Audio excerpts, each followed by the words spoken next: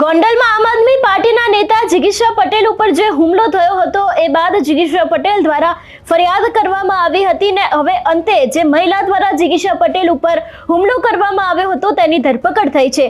આ વિષયને લઈને વિગતે વાત કરીએ। નમસ્કાર, હું હંસિની અને તમે જોઈ રહ્યા છો નિર્ભય ન્યૂઝ। ગોંડલમાં આમ આદમી પાર્ટીના નેતા જિગીશા પટેલ ઉપર જીવલેણ હુમલો થયો। ગઈકાલે જિગીશા પટેલ અને પોલીસ વચ્ચે ક્યાંક ને ક્યાંક ફરિયાદીનું નામ નથી લખવામાં આવતું એ દરેક વાતને લઈને રકઝક જોવા મળી હતી, પરંતુ અત્યારે હાલ એક સૌથી મોટા સમાચાર સામે આવી રહ્યા છે। ગોંડલ જિગીશા પટેલ પર થયેલા હુમલાનો મામલો છે। એમાં ગોંડલ સિટી પોલીસ સ્ટેશન ખાતે 5 મહિલાઓ સહિત 9 વ્યક્તિઓ સામે ફરિયાદ નોંધાઈ છે। જિગીશા પટેલની કાર પર પથ્થર વડે હુમલો કરનાર મુખ્ય 2 મહિલા આરોપીની ધરપકડ થઈ છે।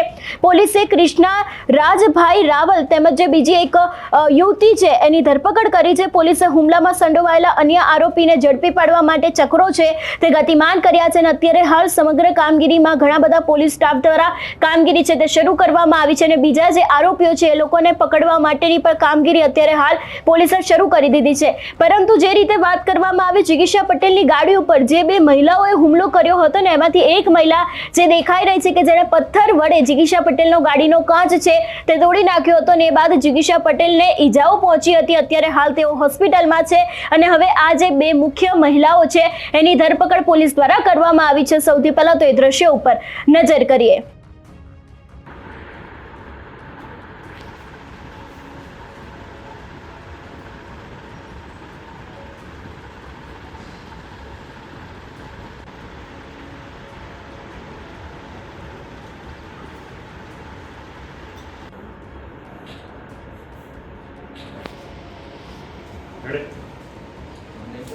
પરીક્ષા દેવાનું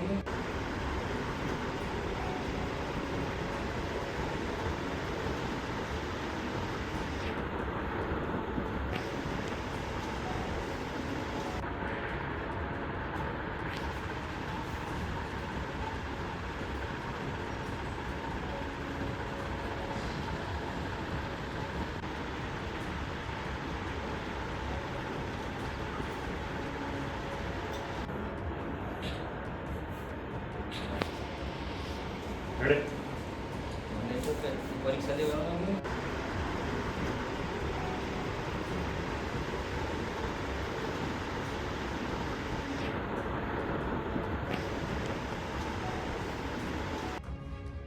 વાત કરવામાં આવે જિગીશા પટેલના આખા બનાવ વિશે તો આપણે જોયું હતું કે એક વિસ્તારમાંથી જિગીશા પટેલને ફોન આવે છે કે અહીં ઘણા બધા એવા સ્થાનિક પ્રશ્નો છે, રોડ રસ્તાના હોય, પાણીના હોય કે પછી ગટરના હોય। આ સમગ્ર મામલે જિગીશા પટેલ છે તે આ સોસાયટીમાં પહોંચે છે અને જે ત્યાંની સ્થાનિક મહિલાઓ છે લોકોની સાથે વાતચીત કરે છે અને પછી ત્યાંથી વળતી વખતે જિગીશા પટેલ નીકળી રહ્યા હોય છે ત્યારે અન્ય વિસ્તારની આ જે મહિલાઓ છે એ ત્યાં આવી પહોંચે છે। જિગીશા પટેલની સાથે ઉગ્ર બોલાચાલી થાય છે અને અંતે એક મહિલા દ્વારા કે જેનું નામ કૃષ્ણા છે એના જ દ્વારા જિગીશા પટેલ ઉપર પથ્થરથી હુમલો કરવામાં આવે છે।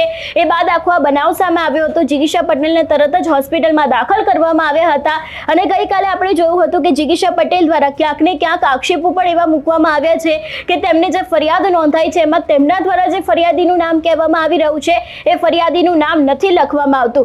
એટલું જ નહીં, તેમને જે કલમ ઉમેરવી છે એ પણ કલમનો ઉમેરો પોલીસ દ્વારા નથી કરવામાં આવતો એવો પણ આક્ષેપ કરવામાં આવ્યો હતો અને હવે આ સમગ્ર મામલે જિગીશા પટેલ ઉપર જે હુમલો કરતી જે મહિલા હતી એની અંતે ધરપકડ કરવામાં આવી છે। ત્યારે હવે આગામી સમયમાં મોટા રાઝ ખુલી શકે છે એવી પણ શક્યતાઓ છે। મહિલા દ્વારા આ સમગ્ર મામલે કંઈ કહેવામાં આવશે કે કેમ, કે તેમના દ્વારા કેમ હુમલો કરવામાં આવ્યો છે, કોઈના કહેવાથી તેમને હુમલો કર્યો છે કે કેમ, એ પણ સમગ્ર મામલે હવે કયા ખુલાસા થાય છે તે જોવાનું રહેશે। તમારું શું માનવું છે આ વિષયને લઈને અમને કમેન્ટ કરીને ચોક્કસથી જણાવજો। તેની સાથે અમારી ચેનલ નિર્ભય ન્યૂઝને લાઇક, શેર અને સબસ્ક્રાઇબ કરવાનું ભૂલશો નહીં। નમસ્કાર।